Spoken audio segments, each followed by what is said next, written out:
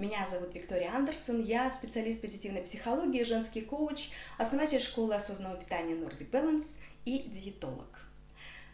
Многие из нас утром, днем, вечером заняты на работе, ездят на какие-то встречи, не успевают покушать, вечером приходят домой, кушают, и ночью они не отдыхают, а они бегают к холодильнику. У многих людей появляется ночной аппетит. Их еще, таких людей, называют ночными жрицами. И тот человек, который этим не страдает, он может только с осуждением сказать: боже мой, да это же просто обжоры. Но на самом деле 2 из 10 человек, которые обращаются за помощью к диетологам, страдает таким пищевым заболеванием, испорченным таким пищевым поведением. И основой этому всему является гормон, который называется грелином. Этот гормон еще в народе называют гормоном голода. Обычно такой гормон возникает перед едой. И когда человек насыщается, этот гормон успокаивается, и все процессы продолжают идти в нормальном русле. Но это только в том случае, если человек питается сбалансированно. Что же происходит у нас, у тех, которые питаются несбалансированно? Вы знаете, что в нашем организме абсолютно всеми управляют процессами наши гормоны. К примеру, после 18-20 часов вечера наша пищеварительная система замедляется, а к ночи ее работа практически останавливается. И ночью включаются другие очистительные системы. И организм начинает выбрасывать токсины, и другие группы гормонов подключаются на помощь нашему организму. Для этих процессов вырабатываются такие гормоны, которые вам всем известны, они называются гормонами молодости. Они отвечают за очищение организма, за омолаживание организма и за восстановительные процессы нашего организма. Среди этих гормонов есть самотропный гормон, волшебный гормон, который отвечает за похудение и за жиросжигание в ночное время. Этот волшебный гормон, я его так называю, он также отвечает за углеводно-жировой баланс. И для производства этого гормона нужны определенные аминокислоты и пептидные вещества.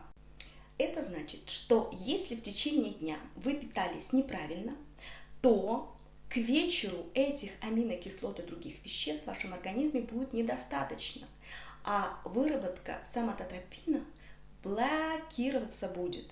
И вместо него, этого гормона, будет вырабатываться гормон грелин. А если будет недостаточно соматотропина, и если вы еще к тому же вечернее время у вас в крови будет повышена концентрация глюкозы или сахаров, то вместо этого соматотропина выбрасывается в кровь инсулин и, как я уже сказала, грелин. И человек будет есть, и ему будет хотеться еще больше есть, и он будет не насыщаться и будет постоянно голоден. Получается, что для того, чтобы в нашем организме наша гормональная система работала правильно и сбалансированно, нам нужно обеспечить наш великолепный, мудрый организм всеми строительными материалами в течение рабочего дня. И что это значит? Это значит то, что мы в течение дня должны с вами питаться сбалансированно. Конечно же, если мы не съели калорийную пищу или недостаток каких-то углеводов был в организме в течение дня, то, безусловно, нам захочется чего-нибудь вкусненького и калорийненького именно вечером. Что мы сделаем? Какой мы сделаем из этого вывод?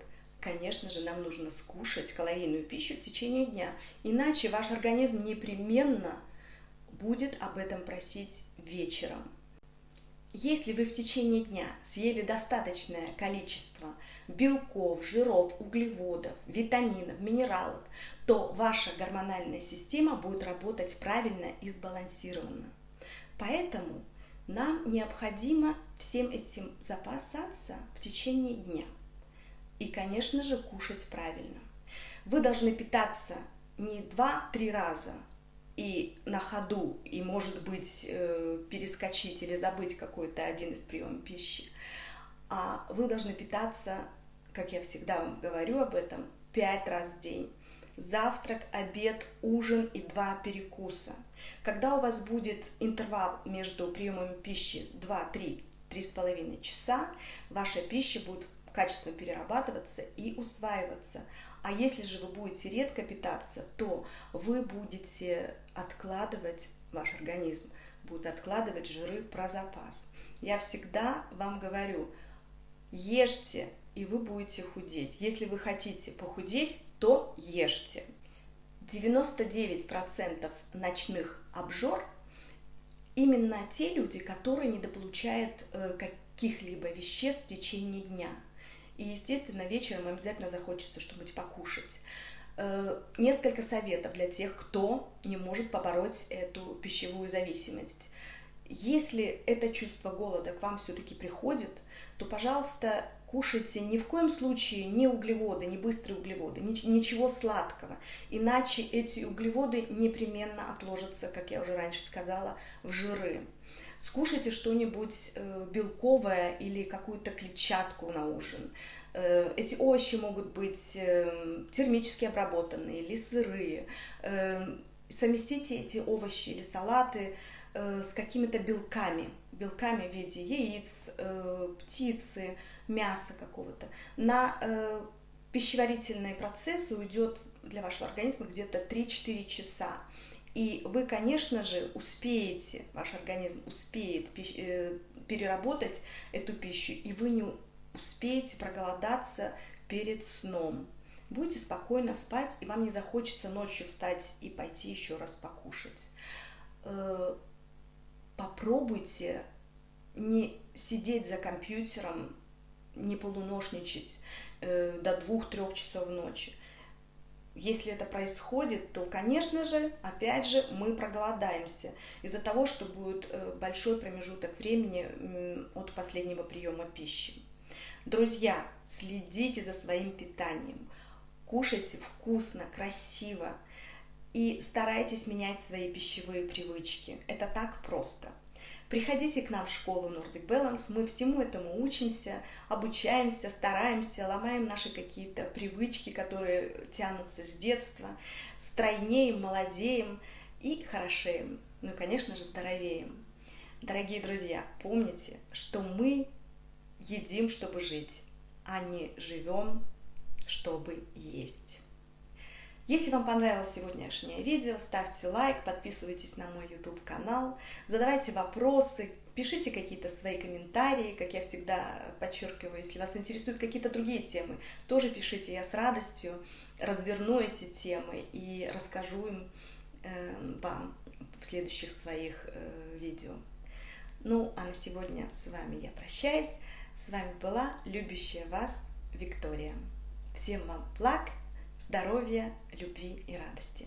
Пока!